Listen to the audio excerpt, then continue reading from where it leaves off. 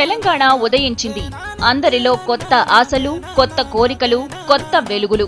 మరి రాష్ట్ర చిహ్నాలు కూడా కొత్తగా ఉండాలి కదా అంటున్నారంతా. ఆంధ్రప్రదేశ్ నుంచి విడిపోయినట్టే చిహ్నాల నుంచి కూడా విముక్తి రావాలని అంటున్నారు. రాష్ట్ర రాజముద్ర ఇప్పటికే బయటకొచ్చింది. తెలంగాణకు మారుపేరుగా ఉన్న కాకతీయ కళా తోరణం, చార్మినార్ ఇందులో ఉన్నాయి.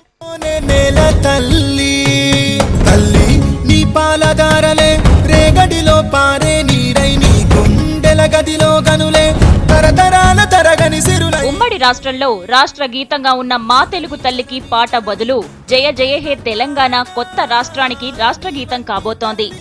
అందశ్రీ రాసిన ఈ పాట చాలా పెద్దది.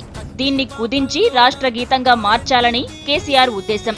ఇప్పటికే ఈ పాట తెలంగాణలో మారుమోగుతోంది.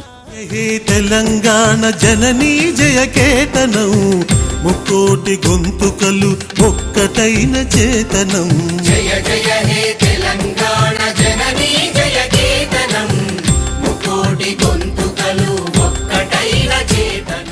ఆంధ్రప్రదేశ్ రాష్ట్ర పక్షిగా ఉన్న పాలపిట్టనే తెలంగాణకు కూడా తీసుకోవాలనే డిమాండ్ ఉంది. పాలపిట్టలు అటు ఆంధ్రాలో ఇటు తెలంగాణలో కూడా పెద్ద సంఖ్యలోనే ఉన్నాయి. దీనికి తోడు పాలపిట్ట విషయంలో తెలంగాణలో సెంటిమెంట్ కూడా ఉంది. దసరాకు పాలపిట్టను చూడ్డం తెలంగాణలో ఆనవాయితీ. అందుకే పాలపిట్టనే రాష్ట్ర పక్షిగా చేయాలనే డిమాండ్ ఉంది. ఒడిశా, కర్ణాటక రాష్ట్రాలకు కూడా స్టేట్ బర్డ్ పాలపిట్టే.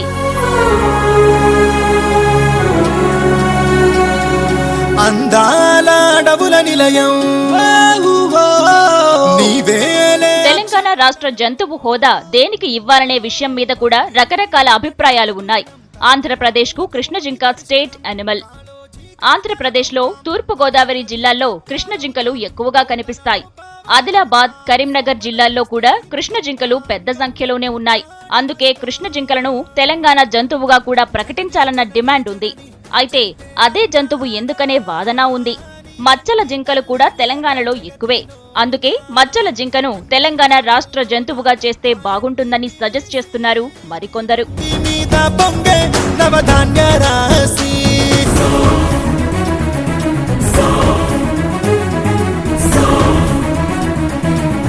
ఆంధ్రప్రదేశ్ కు కమలం రాష్ట్ర పుష్పం, తెలంగాణకు బంతి పువ్వును రాష్ట్ర పుష్పం చేయాలని చాలా కాలంగా కోరుతున్నారు. బతుకమ్మల అలంకారంలో బంతి పూలే కీలకం. తెలంగాణలో అన్ని జిల్లాలలో బంతి వాణిజ్య పంటగా కూడా పాపులర్.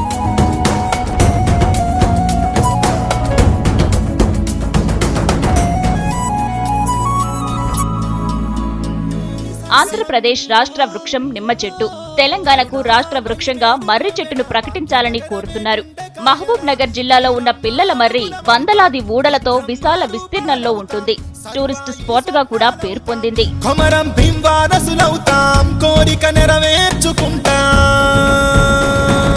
తమిళనాడుకు భరతనాట్యం, కర్ణాటకకు యక్షగాన, కేరళకు కథాకళి, ఆంధ్రప్రదేశ్ కు కూచిపూడి పేరు పడ్డాయి.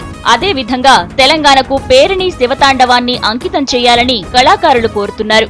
కాకతీయుల పాలన నుంచి పేరిణి నాట్యం ఈ సీమలో ఉంది. కాకతీయులు యుద్ధానికి వెళ్లేటప్పుడు ఈ నాట్యంతో పౌరుషాన్ని రగిలించుకునేవారని చెప్తారు. అలాగే సంతోష సమయాల్లో కూడా పేరిణి నాట్యం చేసేవారట.